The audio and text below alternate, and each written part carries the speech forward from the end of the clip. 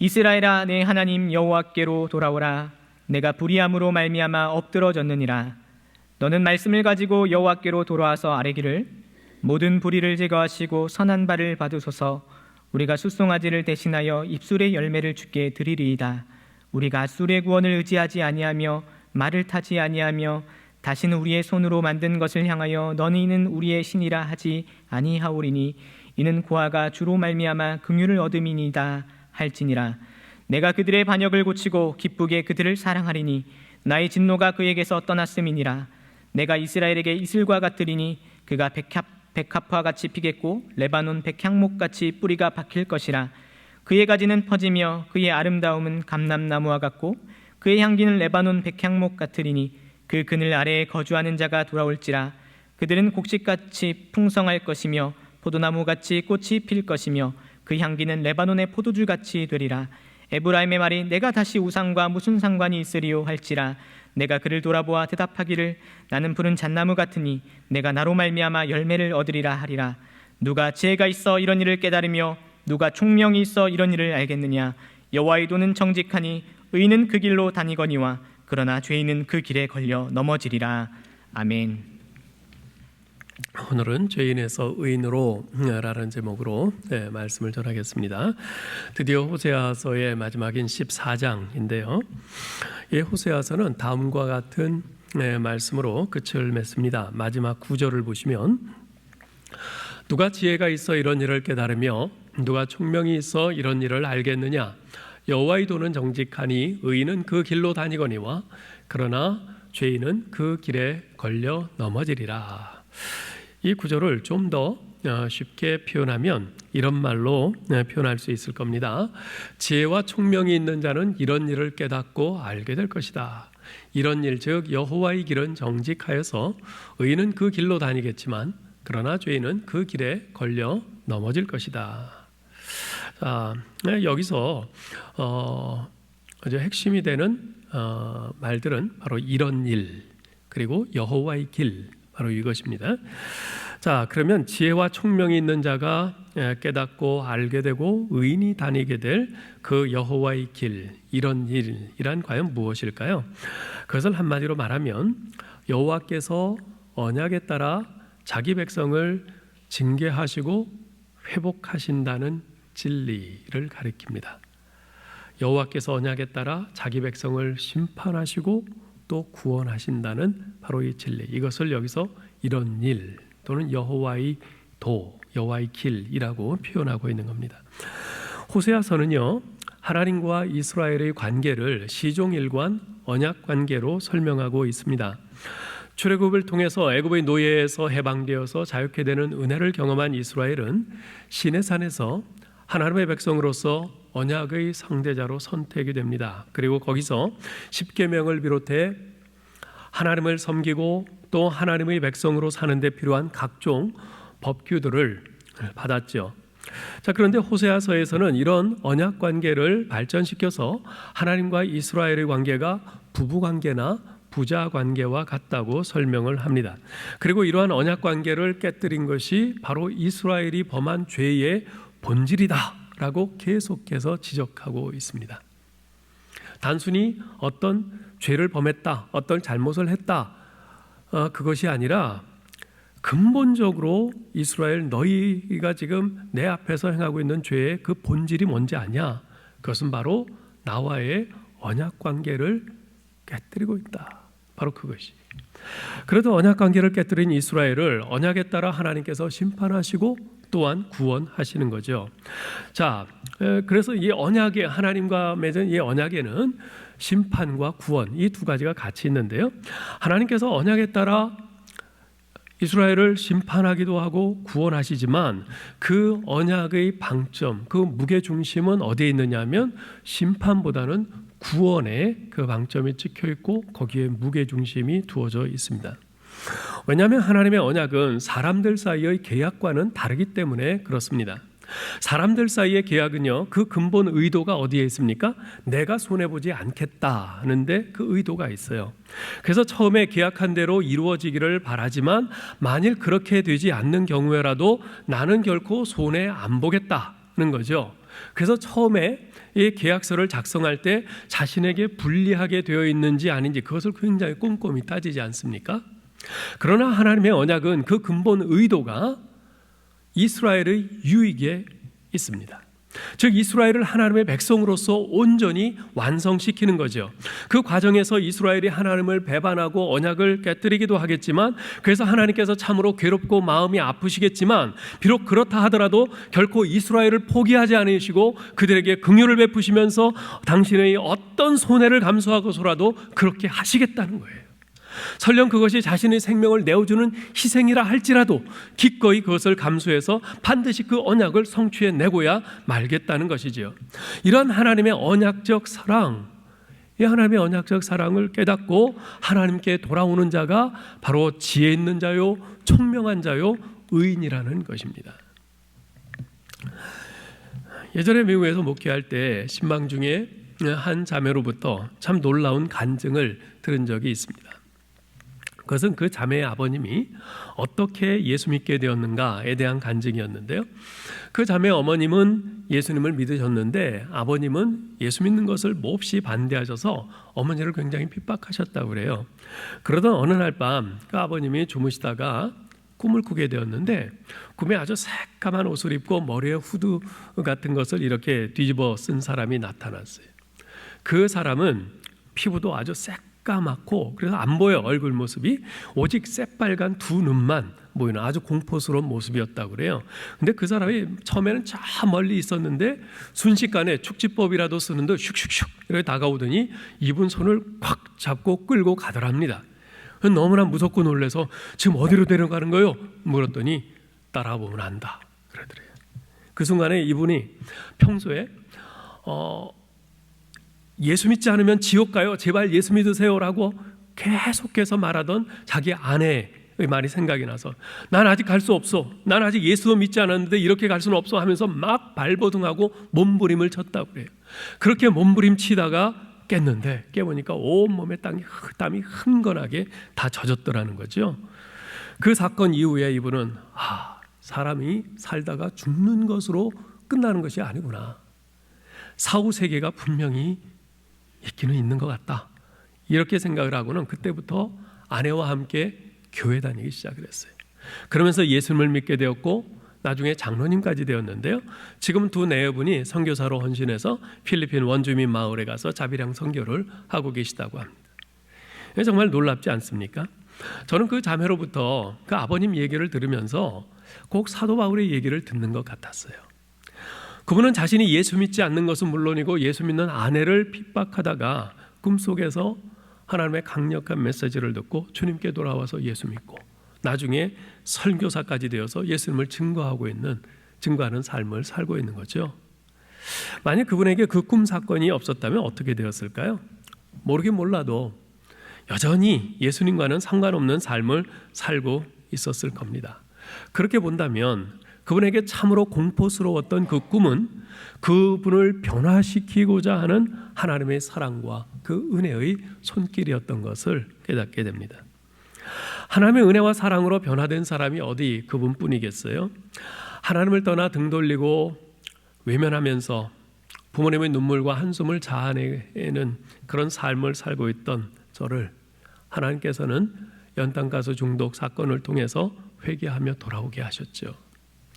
우리 교회 어떤 권사님은요, 기독교와 교회에 대해서는 완전히 담을 쌓고 살았는데 이 지역으로 이사 와서 길 가다가 우리 교회 어느 성도분에게 전도를 받고 그때부터 교회 나오기 시작해서 매주일 말씀을 듣고 성경 공부를 하다가 예수님을 인격적으로 영접하게 됐다고 합니다. 이처럼 각 사람마다 경험은 틀려도요, 그들을 변화시킨 근본적인 동인은 모두가 같아요. 그 동인이 뭡니까? 바로 하나님의 은혜와 사랑이죠. 그렇기 때문에 누구도 자랑할 수 없습니다. 내가 예수 믿고 구원받은 것에 대해서 그 누구도 자랑할 수가 없는 것이에요. 하나님께서 내게 먼저 다가와 주시고 나를 만나 주시고 내게 은혜와 사랑을 베푸셔서 내가 예수 믿을 수 있었던 거지, 내가 결코 남보다 더 죄에 대한 감각이 뛰어나서 내가 더 정말 더 도덕적이어서 내가 더 정말 어떤 영적인 그런 감각이 뛰어나서 또 이제 내가 의지가 뛰어나서 그래서 예수 믿은 것이 아니라 그 말입니다. 그래서 오직 감사만 있을 뿐이에요. 우리는 오늘 이런 사실을 오늘 본문인 호세아 14장을 통해서도 분명히 확인할 수 있습니다. 여러분 오늘 1절 말씀을 좀 보세요. 이스라엘아 내 하나님 여호와께로 돌아오라. 내가 불의함으로 말미암아 엎드러졌느니라. 하나님께서는 이스라엘을 향해서 완료형의 표현으로 말씀하십니다. 내가 불의함으로 말미암아 엎드러졌느니라. 이건 완료형이에요. 끝났다는 거죠. 예? 물론 아직 이스라엘은 지금 아수르에 의해서 멸망하기 직전이에요. 멸망하진 않았어요. 그렇지만 끊임없이 하나님을 배반하고 끝까지 하나님께 반역한 그 이스라엘을 향해서 굴러가는 그 심판의 수레바퀴는 이미 멈출 수 없는 지경에 이르렀다는 것이에요. 실제로 이스라엘은 기원전 722년에 아수르 왕 살마네셀의 침공을 받아서 멸망하고 말았습니다. 당시 아수르는요, 북이스라엘의 수도인 사마리아 성을 3년 동안이나 포위해서 성 안에 수많은 백성들이 굶어 죽게 했고, 결국 겨우 살아남은 백성들은 포로로 끌고 가서 아수르 곳곳에 흩어져 포로 생활하게 했습니다. 이것이 바로 끝없는 반역과 불순종의 길을 걸어간 이스라엘이 맞게 될 운명이었습니다. 자, 그런데 5절 하반절에서 7절에서는 하나님께서 이렇게 말씀하십니다. 한번 보세요. 그가 백합화같이 피겠고 레바논 백향목같이 뿌리가 박힐 것이라. 그의 가지는 퍼지며 그의 아름다움은 감람나무와 같고 그의 향기는 레바논 백향목 같으리니 그 그늘 아래에 거주하는 자가 돌아올지라. 그들은 곡식같이 풍성할 것이며 포도나무같이 꽃이 필 것이며 그 향기는 레바논의 포도주같이 되리라. 자, 무슨 말씀입니까? 마치 죽은 고목나무에 다시 꽃이 피어나듯이 이스라엘이 다시 살아나서 영광스러운 모습으로 회복될 것이라는 겁니다. 사실 역사적으로 보면요, 북이스라엘이 기원전 722년에 멸망당하고 남유다가 기원전 586년에 멸망당한 후에 그들은 거의 2500년 동안 독립된 자신의 나라를 가져보지 못한 채 세계 곳곳에 뿔뿔이 흩어져 살아야 했습니다. 여러분 보셔요. 25년도 아니고 250년도 아니에요. 무려 2500년입니다. 세계사에 나타났다가 명멸한 수많은 민족들과 국가들이 있는데요, 그 가운데 나라가 망해서 백성들이 뿔뿔이 흩어진 채 100년을 존속한 민족이 없습니다. 대부분 그 기간 동안에 다른 민족에게 동화되거나 흡수돼서 존재 자체가 없어져 버렸어요. 과거 우리나라는 일제에 강점당한 36년 동안 우리 말도 뺏기고 우리 이름도 빼앗겼죠. 그래서 우리 민족이 말살당할 뻔한 그런 위기에 처하지 않았습니까? 아마도 만약 그런 상태로 한 100년, 150년, 200년쯤 지났다면 우리 민족의 운명도 어찌 됐을지 모릅니다. 어쩌면 지금 세계 지도에 우리나라는 없을지도 모릅니다. 자, 그런데 이스라엘 민족은 나라를 잃고 무려 2500년 동안 세계 각지에 뿔뿔이 흩어져 있다가 1948년에 팔레스타인 땅에 다시 독립국가를 회복했습니다. 그 지금까지 세계 경제와 금융을 좌지우지하면서 미국과 영국을 비롯한 강대국들의 배후에서 막강한 정치적 영향력을 행사하고 있죠. 물론 본문에서 말씀하는 이스라엘의 회복을 제2차 세계대전 이후에 이스라엘의 독립과 번영과 일치시킬 수는 없을 겁니다. 그러나 전혀 무관하다고도 말할 수는 없을 것 같아요. 자, 그러면 그처럼 하나님께 대한 끝없는 반역과 불순종과 배반으로 말미암아 멸망당한 이스라엘이 어떻게 다시 회복되고 부흥될 수 있었을까요? 그들의 회복과 부흥을 가능케 한 동인을 언급하는 구절이 2개가 나오는데요, 그중 하나가 5절 상반절입니다. 5절 상반절에서는 이렇게 말씀해요. 내가 이스라엘에게 이슬과 같으리니. 내가 이스라엘에게 이슬과 같겠다. 하나님께서는 당신 자신을 이슬에 비유하십니다. 이스라엘 민족이 사는 팔레스타인 땅은요, 비가 잘 내리지 않는 곳입니다. 따라서 물이 대단히 귀하죠. 그곳에서는 물이 포도주보다 더 비쌉니다. 예. 그럼에도 불구하고 그곳에서 농사가 가능하고 백합화와 감람나무 등 각종 꽃과 나무들이 자랄 수 있는 것은 풍부하게 내리는 아침 이슬 때문입니다.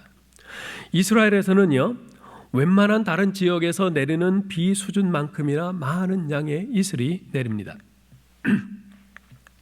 하나님께서 그와 같은 이슬이 되셔서 메말라버린 이스라엘을 다시 살아나게 하고 멋지게 회복되게 하시겠다는 것입니다. 이슬 같으신 하나님으로 인해서 이스라엘은 백합화같이 피어나고 레바논의 백향목같이 뿌리를 깊이 내릴 것이며 그 아름다움과 향기가 감람나무와 레바논의 백향목 같을 것입니다. 이스라엘의 자신들이 불굴의 의지와 노력으로 다시 회복되는 것이 아니라 이슬과 같이 내리시는 하나님의 전적인 은혜와 사랑으로 회복될 것이라고 말씀하고 계신 것입니다. 그러한 이스라엘의 회복과 부흥을 가능케 하는 동인을 말해주는 또 다른 한 구절은 8절입니다. 여러분 8절 보세요. 에브라임의 말이 내가 다시 우상과 무슨 상관이 있으리요 할지라 내가 그를 돌아보아 대답하기를 나는 푸른 잣나무 같으니 내가 나로 말미암아 열매를 얻으리라 하리라. 여기서는 하나님께서 당신 자신을 푸른 잣나무에 비유하십니다. 이 잣나무는요 레바논의 영광이라 일컬어지는 나무 가운데 하나로서 화려하고 아주 풍성함을 상징하는 나무입니다. 여호와 하나님의 사랑 때문에, 그처럼 풍성하신 여호와 하나님의 사랑 때문에 이스라엘은 우상을 숭배하던 삶과 완전히 결별하게 될 것이라고 말씀하세요. 푸른 나무 아래서 우상을 숭배하던 삶에서 죽게 돌아온 이스라엘에게 하나님께서는 풍성한 열매를 맺는 그런 잣나무 같은 분이 되실 것이라는 것입니다. 이러한 메시지는 본문의 여러 곳에서 계속해서 반복되고 있습니다. 2절 3절 보세요. 너는 말씀을 가지고 여호와께로 돌아와서 아뢰기를 모든 불의를 제거하시고 선한 바를 받으소서. 우리가 수송아지를 대신하여 입술의 열매를 주께 드리리이다.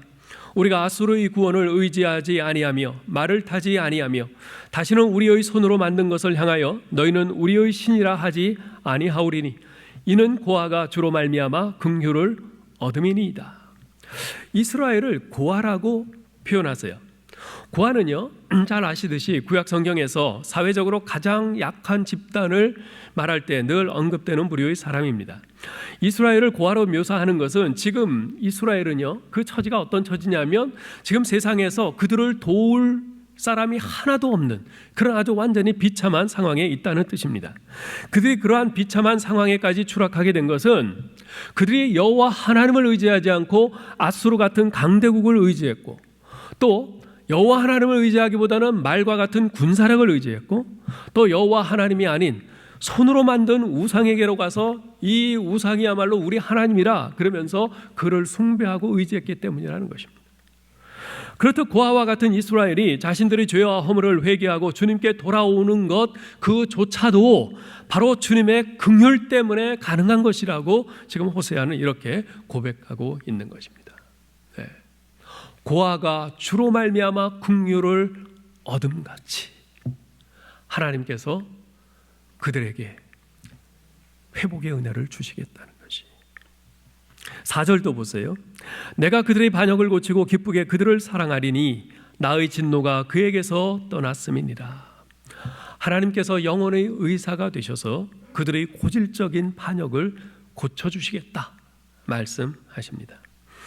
호세아에게 고매를 받아주라고 하셨던 그 은총으로 하나님 당신께서 이스라엘도 다시 받아주시겠다고 하십니다. 그 사랑과 은혜로만 진실된 변화가 시작될 수 있기 때문입니다. 하나님의 사랑은요 우리가 다 변화되고 나서 받아주시는 사랑이 아니라 먼저 우리를 받아주시고 그때부터 변화되게 하시는 사랑입니다.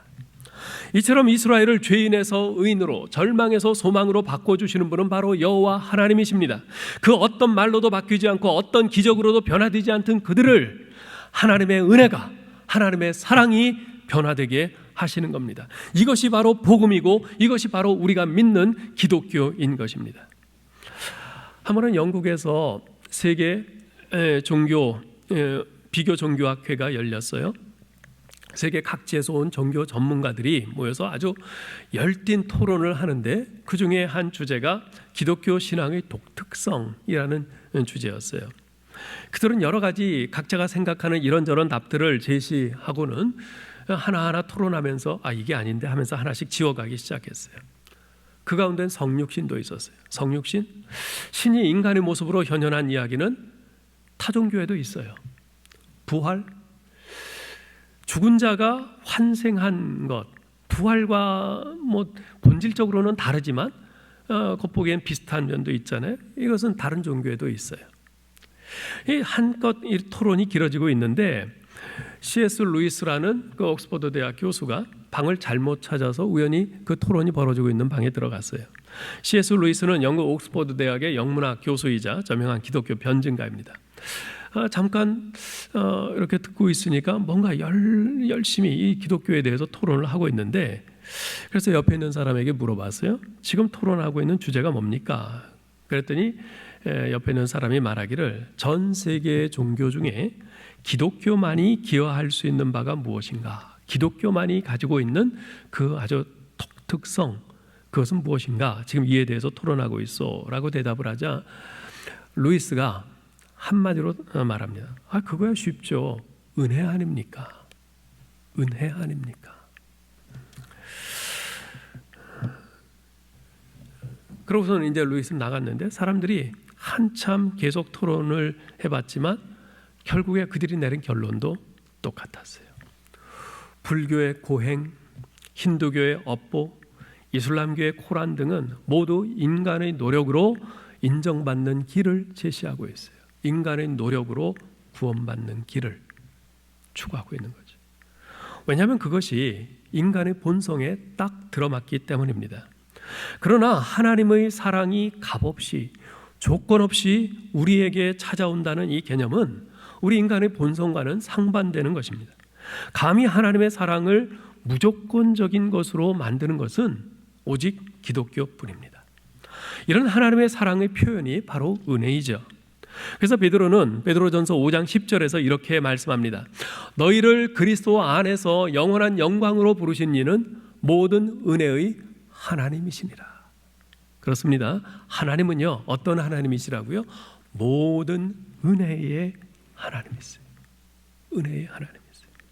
여러분, 은혜가 뭡니까? 은혜란 내가 하나님의 사랑을 더 받기 위해서 내가 할 수 있는 일이 아무것도 없다는 뜻이에요.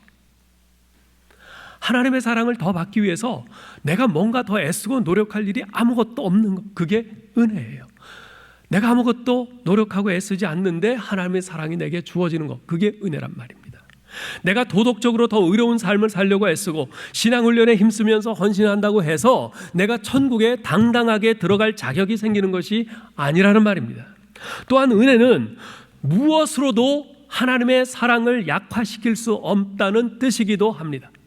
그 무엇으로도 내게 부어진 하나님의 사랑을 약화시킬 수 없다. 그게 바로 은혜예요. 내가 죄를 크게 지었더니 내게 부어진 하나님의 사랑이 줄어들었다.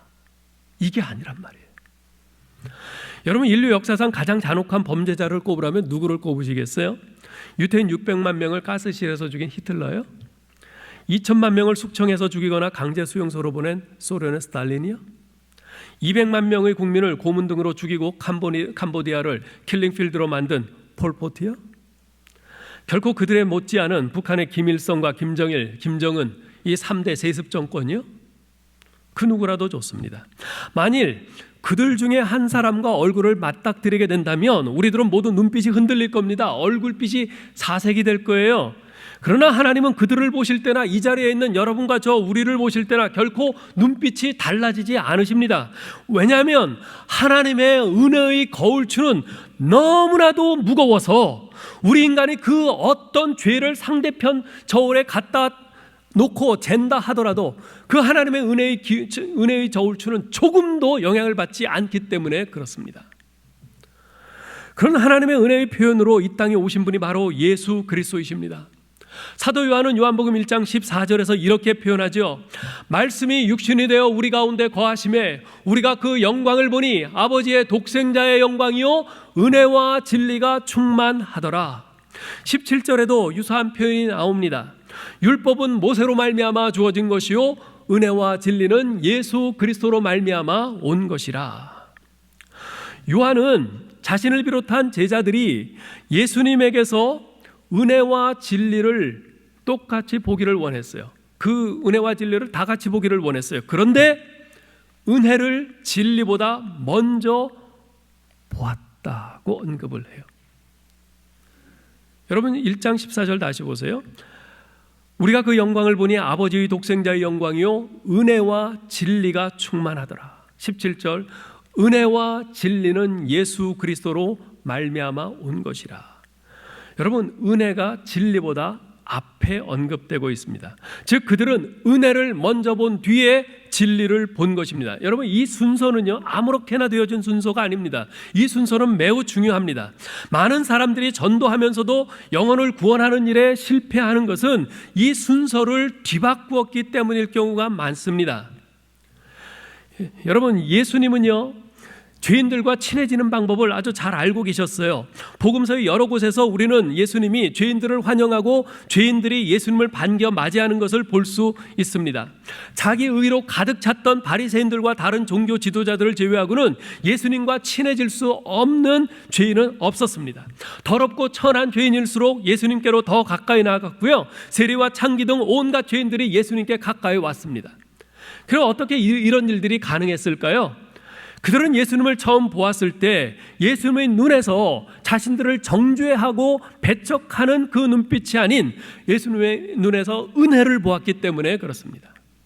그들은 예수님의 얼굴에서 마치 내가 너희를 환영한다 하는 이런 단어가 적혀 있기라도 한 듯 예수님이 진심으로 자신들을 사랑하고 환영하신다는 것을 느낄 수 있었습니다. 그래서 그들은 용기를 내서 예수님께로 나올 수가 있었죠.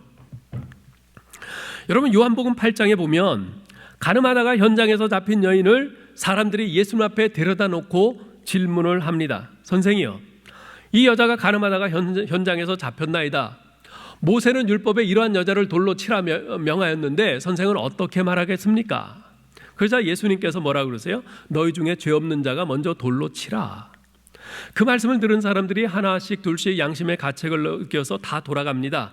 그러자 예수님께서 여인에게 말씀하세요. 여자여, 너를 고발하던 그들이 어디 있느냐? 너를 정죄한 자가 없느냐? 그리고는 이어서 말씀하십니다. 나도 너를 정죄하지 아니하노니 가서 다시는 죄를 범하지 말라. 여러분, 요 11절을 잘 눈여겨보시기 바랍니다. 예수님께서 뭐라고 말씀하세요? 나도 너를 정죄하지 아니하노니, 그녀의 죄를 정죄하지 않는 용서의 은혜가 먼저 있었고요, 가서 다시는 죄를 범하지 말라. 그 다음에 가서 다시는 죄를 범하지 말라 하는 진리의 도전이 있었습니다. 이게 거꾸로 됐으면 어떻게 했을까요? 너 어쩌자고 그런 죄를 졌니? 너 그렇게 죄 짓고 살면 안 돼. 그렇게 죄 짓고 살면 지옥 가. 분명히 진리죠. 그런데 이 말이 먼저 나왔다면 어땠을까? 그녀는 무너져 버렸을 것 같아요. 근데 나도 너를 정죄하지 않겠다. 용서한다. 이 은혜의 말씀이 먼저 있었기에 가서 다시는 죄를 범하지 말라고 하는 그 진리의 도전을 그녀가 받고 소망을 갖고 갈 수가 있었던 거죠. 누가복음 19장에 나오는 삭개오 이야기도 마찬가지입니다. 아무도 가까이 하지 않는 세리장 삭개오에게 먼저 다가가시는 예수님의 은혜가 있었어요. 삭개오야, 속히 내려오라. 내가 오늘 내 집에 유하겠다. 그리고는 삭개오 집에 가셨죠. 그리고 예수님께서는 삭개오에게 이래라 저래라 하는 특별한 말씀을 하지는 않으셨어요. 그냥 거기서 삭개오와 함께 식사를 하셨어요. 그렇지만 아무도 오려하지 않는 자신의 집에 친히 들어오셔서 함께 거하시고 식사하시는 예수님의 그 무한하신 사랑과 은혜를 온 몸으로 접하고 있는 이 삭개오는 예수님이 아무 말씀하지 않으셨지만 그 예수님처럼 살고 싶다. 다시는 이제까지와 같은 그 죄된 삶을 살고 싶지 않다 하는 그 진리의 도전을 받았습니다. 아무 말씀하지 않으시는 예수님에게서 죄 지으며 살면 안 된다 하는 진리를 보았습니다. 그래서 그는 진심으로 회개하며 결단하죠. 주여 보시옵소서. 내 소유의 절반을 가난한 자들에게 주겠사오며 만일 누구 이것을 속여 빼앗은 일이 있으면 네 갑절이나 갚겠나이다. 그러자 예수님께서 이렇게 말씀하세요. 오늘 구원이 이 집에 이르렀으니 이 사람도 아브라함의 자손임이로다. 인자가 온 것은 잃어버린 자를 찾아 구원하려 함이니라. 예수님께서 오늘 구원이 이 집에 이르렀으니 라고 하는 이 말씀을 삭개오 집에 가시면서 하지 않으셨어요. 삭개오가 제가 제 재산 절반을 팔아서 다 다른 사람에게 주겠고 남의 것을 토색한 일이 있으면 4배나 갚겠나이다, 이렇게 결단했을 때 이 말씀을 비로소 하세요. 이게 무슨 뜻입니까? 먼저 삭개오에게 은혜가 임했고 그 은혜로 다가오신 예수님에게서 내가 이렇게 살아서는 안 되는구나 하는 그 진리를 깨닫고 회개하게 되었을 때, 그 은혜와 진리가 그에게 임하였을 때 오늘 구원이 이 집에 이르렀다라고 말씀하신 것이죠. 여러분, 분명히 죄인이 구원받기 위해서는요, 은혜와 진리가 모두 필요합니다. 그러나 죄인이 진리를 진리로 받을 수 있기 위해서는 먼저 은혜가 있어야 합니다. 우리가 잘 아는 복음 중에 복음인 요한복음 3장 16절에서 말씀하는 것이 바로 그것이지요. 하나님이 세상을 이처럼 사랑하사 독생자를 주셨으니, 하나님의 은혜입니다. 독생자를 주시는 하나님의 은혜. 이는 그를 믿는 자마다 멸망하지 않고 영생을 얻게 하려 하심이라. 예수 그리스도, 하나님이 보내신 독생자 예수 그리스도를 믿어야 멸망하지 않고 영생을 얻는다는 진리입니다. 이것이 바로 기독교요, 교회가 붙잡아야 할 복음인 것입니다. 그런데 오늘날 교회의 현실은 그렇지가 못한 것 같아요. 미국의 저명한 크리스천 작가인 필립 얀시는 현재의 교회들의 모습에 대한 사람들의 느낌을 이렇게 지적했습니다.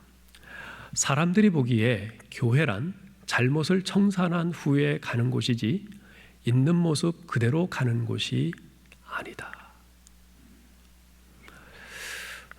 예수 믿지 않는 사람들이 교회를 볼 때 어떻게 생각하는가, 이렇게 생각한다는 거예요. 교회 가려면 죄가 없어야 돼. 술, 담배 다 끊고 교회 가야 돼. 지금 이렇게 생각한다는 거예요. 그런 느낌을 받는다는 거예요, 교회에서.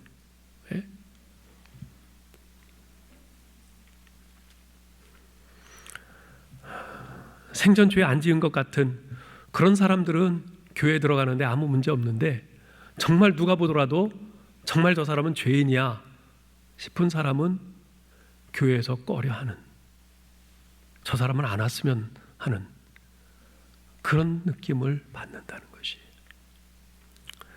사람들이 이렇게 느끼는 것은 교회 안에 진리만 있고 은혜가 없기 때문이죠. 교회 안에 있는 우리도 모르는 사이에 너무나도 율법적이 되어 있는 겁니다. 사랑하는 성도 여러분, 우리는 달라져야 합니다. 교회의 머리이신 예수 그리스도를 잘 보고 그분을 닮으려고 해야 합니다.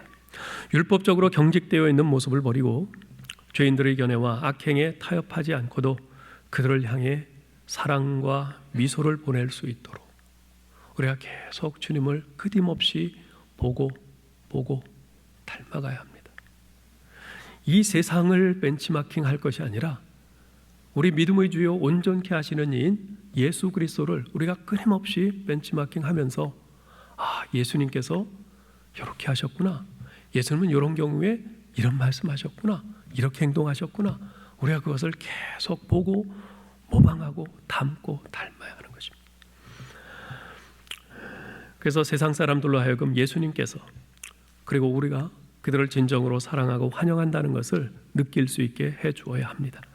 예수님처럼 먼저 은혜를 우리의 온 몸으로 보여주어야 합니다. 그럴 때 세상은 우리가 전하는 진리로 받아들이게 될 것입니다. 그것이 바로 하나님의 끝없는 사랑과 은혜로 죄인에서 의인으로 변화된 우리들이 추구해야 할 삶의 길인 것이죠. 사랑하는 성도 여러분, 지금 코로나19 이 사태가 진행된 지 벌써 4달, 5달째입니다. 좀 이제 수그러들고 그래서 이제 좀 괜찮아지나 보다 싶었는데 다시 또 이렇게 확산이 되고 그랬어요. 언제 끝날지 모르는 불안함이 계속되고 있습니다. 이러한 날들이 지속되면서 무엇보다도 사람들이 심리적으로 불안하고 두려울 뿐만 아니라 경제적으로 더더욱 아주 궁핍함을 많이 느끼고 있습니다. 나라에서 재난지원금을 주고 그러지만 그것은 잠시 정말 마른 목에 물 한 방울 떨어지는 것 같을 뿐 근본적인 이 문제가 해결되지 않는 이런 상황에서 우리는 계속 불안해할 수밖에 없습니다. 이런 상황 속에서 우리가 어디에 기대겠습니까? 어디에 소망을 두고 누구를 의지하겠습니까? 이스라엘에게 이슬과 같이 내리셔서 메마른 그들을 적시고 꽃이 피고 뿌리가 깊이 내리고 열매를 풍성히 맺게 하신 그 하나님이 오늘 우리에게도 이슬과 같은 은혜로 다가와 주시기를 우리가 기도해야 되겠습니다. 푸른 잣나무 같이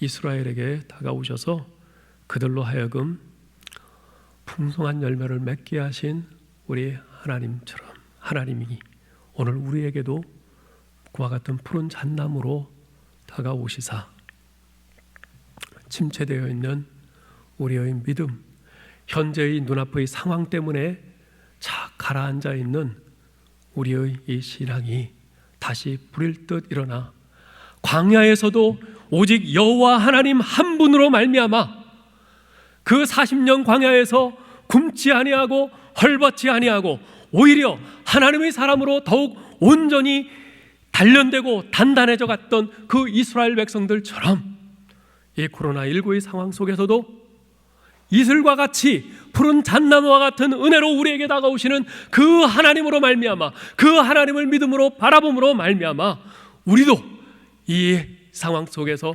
더욱더 온전한 하나님의 사람으로 빚어질 수 있기를, 그래서 우리가 온전히 변화된 의인으로서 이 땅에 우리 주 예수 그리스도의 그 어떠하심을, 그 사랑과 은혜와 진리를 선포하는 하나님의 백성들 다 되기를 주님의 이름으로 축원합니다. 하나님 은혜를 감사합니다. 아버지 하나님, 정말 주님께 등지고 주님을 배반하고 이 세상을 향하여 틈만 나면 달려가던 저희들인데 이러한 저희를 밉다 아니하시고 끝없이 저희에게 다가와 주시고 저희를 절대로 포기하지 않으시고 그 은혜와 사랑으로 저희를 다시 붙잡으시고 회복시켜 주시고 살려주시고 하나님 저희로 풍성케 하시니 감사합니다. 하나님 죄인의 자리에서 의인의 자리로 하나님 저희를 이끌어가 주시고 변화시켜 주시니 감사합니다. 하나님 아버지,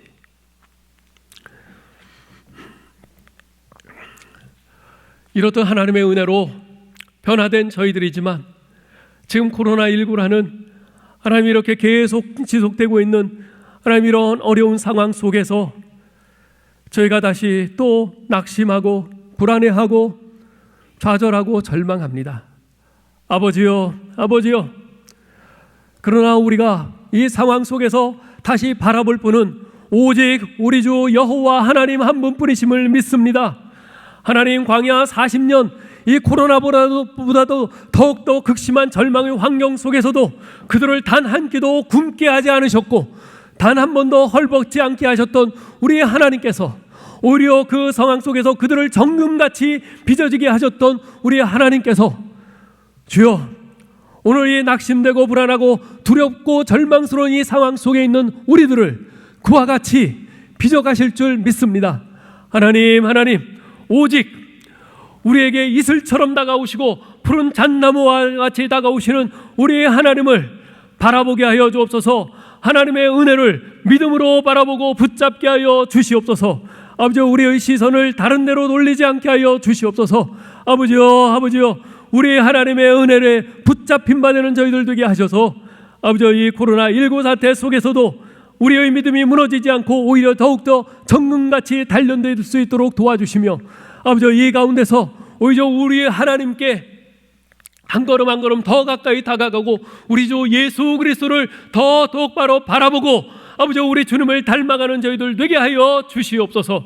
아버지여, 그래서 이 고난과 환난 가운데서 단련된 그 믿음으로 우리가 이 세상을 향해서 우리 하나님이 이런 사랑이시다, 우리 하나님이 이런 은혜의 하나님이시다 하는 것을 우리의 온 몸으로 증거하고 보여주는 저희들 되게 하여 주시옵소서. 예수 그리스도 이름으로 기도하옵나이다. 아멘.